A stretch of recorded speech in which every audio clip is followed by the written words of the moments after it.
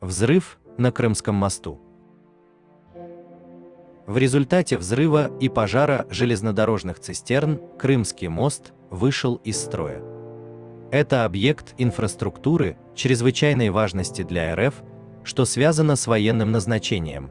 По 19-километровому мосту идут военные поставки в Крым и гражданским использованием, поскольку мост является воротами в Крым с Таманского полуострова РФ.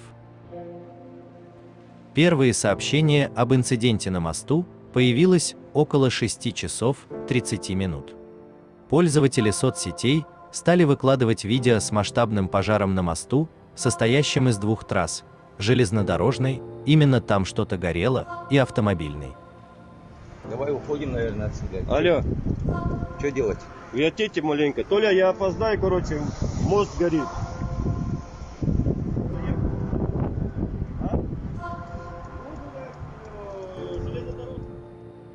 На железнодорожной части моста загорелась цистерна с топливом. Якобы она ехала в хвосте грузового поезда.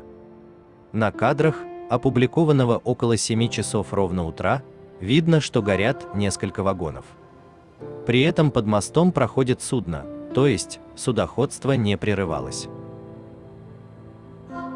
Вторая часть моста, автомобильная, также получила существенные повреждения.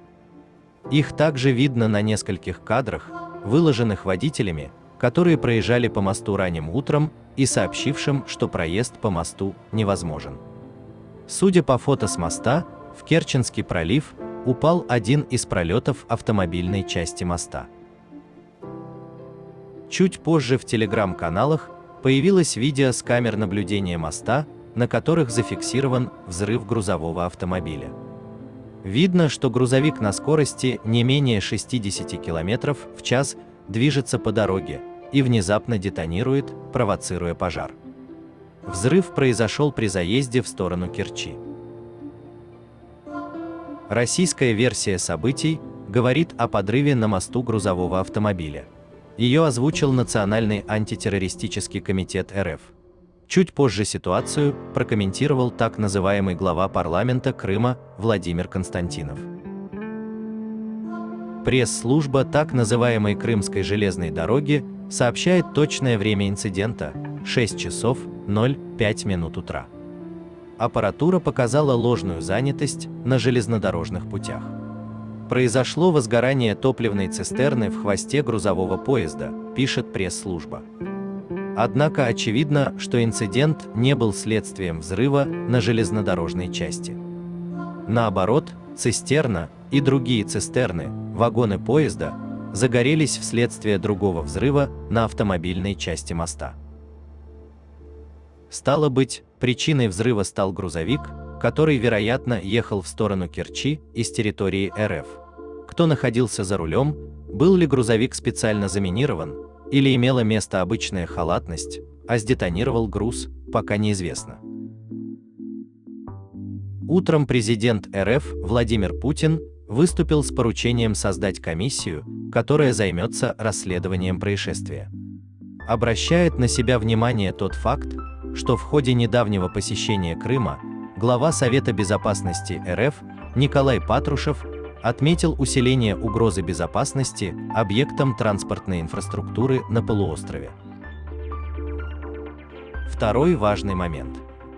Взрыв может нести символическую нагрузку, поскольку случился на следующий день после дня рождения президента РФ. На это обратил внимание Игорь Гиркин, Стрелков, российский военный деятель, руководивший ДНР в 2014-2015 годах, назвав это лучшим поздравлением на юбилей от уважаемых киевских партнеров. Эту же версию на днях озвучивал российский политолог Яков Кедми, говоря об опасности атаки на Крымский мост. Через несколько часов после взрыва выяснилось, что Крым оказался отрезанным от России. Продажа железнодорожных билетов была остановлена, автобусные рейсы отменены, а российским туристам обещано продолжение пребывания в крымских отелях и санаториях. За них заплатят налогоплательщики Крыма, ведь оплату проживания десятков тысяч туристов в РФ решили перевести в местный бюджет. Днем после взрыва в субботу вице-премьер правительства РФ Марат Хуснуллин сообщил о создании правительственной комиссии по поручению Владимира Путина. А пресс-секретарь президента России Дмитрий Песков заявил, что пока сложно сказать, как скоро удастся восстановить поврежденные в результате взрыва части Крымского моста. В то же время из Кремля пропагандистам спустили темник по поводу освещения чрезвычайного происшествия.